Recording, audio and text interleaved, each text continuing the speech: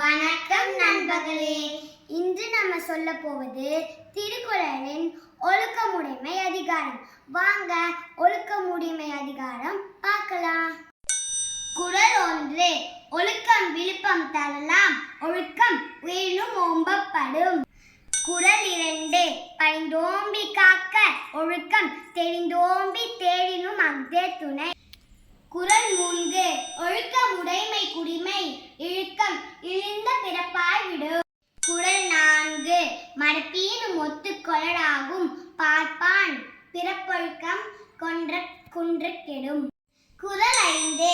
அழுக்காருடைய அங்கண் ஆக்கம் போன்றில்லை, ஒழுக்க நிலங்கண் உயர்வு. குறள் 6.